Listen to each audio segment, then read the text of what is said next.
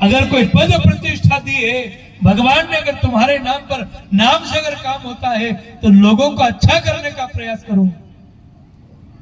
अजामिल ने कहा वह सब मैंने कभी नहीं किया, सारा जीवन पाप कर्म किया प्रभु, और अब अंत समय ऐसी इच्छा हो गई, आप कृपा करके बताओ कि अंत समय बुढ़ापा कैसे सुधर जाए, मैं भगवान को कैसे प्राप्त कर लूं।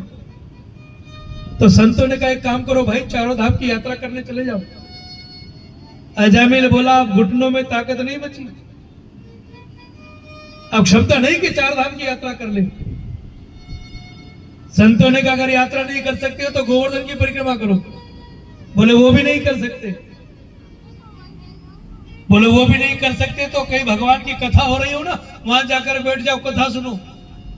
अजामिल बोला वहां में 3 घंटे बैठने की क्षमता शरीर में बच रही, इससे भी कोई सस्ता हो तो बताओ। अजामिल से संतों ने कहा बोले हर समय हर स्थिति में भगवान का भजन करना चालू कर दो। अजामिल बोला वो भी नहीं हो सकता, इससे भी कोई सस्ता हो तो बताओ। तो संतों ने कहा सबसे ज्यादा प्रेम किससे करते हो? अजामिल ने कहा मैं सबसे ज्यादा प्रेम अपने छोटे बेटे से करता हूं। संतों ने कहा उसका नाम नारायण रख दे। संतों के कहने से नाम नारायण रखा। अब महात्मा तो चले गए, और भगवान व्यास नंदन सुखदेव जी कहते परीक्षित, अजामिल ने संतों के कहने पर अपने बेटे का नाम नारायण रखा। अब उठे तो नारायण कहाँ हो, बैठे तो नारायण कहाँ, नारायण जल पिलाओ, नारायण यहाँ आओ, आओ नारायण, आओ नारायण, कहाँ हो नारायण। अब जब देखो जब बात बात में नारायण नारायण करने लगा।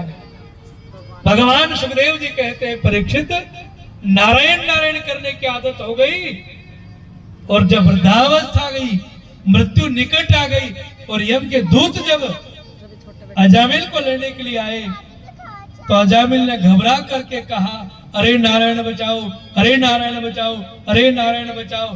कहते कि बेटे नारायण ने तो नहीं सुनी, पर उस भगवान नारायण ने सुन ली, और अपने पार्षदों को भेज करके और अजामिल की रक्षा कर दी। यम के दूतों ने पूछा भाई तुम कौन हो, ये अजामिल को बचाने क्यों आए हो? भगवान के पार्षदों ने कहा हम भगवान के पार्षद हैं, हम नहीं ले जाने देंगे यम के दूतों को। याद रखना जिसकी जीवा पर भगवान का नाम हो, अंत समय जिसके गले में तुलसी की कंठी हो, जिसके माथे पर चंदन लगा हो, और अगर तुलसी जिस घर में होती है, जिस गले में तुलसी होती है, जिस मस्तक पर भगवान का तिलक लगा हो प्यारे, वहां यम के दूत कभी हाथ लगाना तो दूर की बात, पर वहां प्रवेश भी उनका वर्जित हो जाता है। नारायण बचाओ, नारायण बचाओ। भगवान के पार्षद ने आकर बचाया। यम के दूत जब खाली हाथ लौट गए ना, तो यमराज ने पूछा खाली हाथ क्यों आई, अजामिल को लेकर नहीं आए? यम दूतों ने कहा वो भगवान के पार्षदों ने आकर बचा लिया, हम तो लेकर के आ ही रहे थे। यमराज थोड़े क्रोधित हुए, जाकर भगवान से बात करता हूं, अगर सारे ही विभाग आपको रखना थे तो डिपार्टमेंट दिया ही क्यों? जाकर भगवान नारायण के पास पहुंचे, भगवान जब सारे विभाग आप ही के पास रखना थे तो हमको दिया ही क्यों? आपके पार्षद अगर जहां भी आते वहां उनको बचा लेते। भगवान ने कहा एक बात बताओ, हमने किनको लाने के लिए कहा था? बोले उनको लेकर के आना जो भगवान की कथा ना सुने, जो धर्म के काम में मन ना लगाए, जो गौ ब्राह्मणों की सेवा ना करे, जिसकी जीवा पर भगवान का भजन ना हो, ऐसे लोगों को लेकर आना। हमने ये थोड़ी कहा था कि हमारे लोगों को उठा कर ले आना। यमराज ने कहा वो आपका कब से हुआ, वो आपका नाम थोड़ी ले रहा था।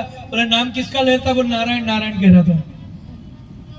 भगवान ने बोला मैंने कहा था ना जो मेरा नाम जपे उसको हाथ भी मत लगाना, देखना भी मत। यमराज ने कहा वो आपको थोड़ी बुला रहा था। बोले फिर? बोले वो तो अपने बेटे को बुला रहा था। भगवान ने कहा भैया वो उसके बेटे को बुलाए या किसी को बुलाए, पर कहे तो नारायण रहा था।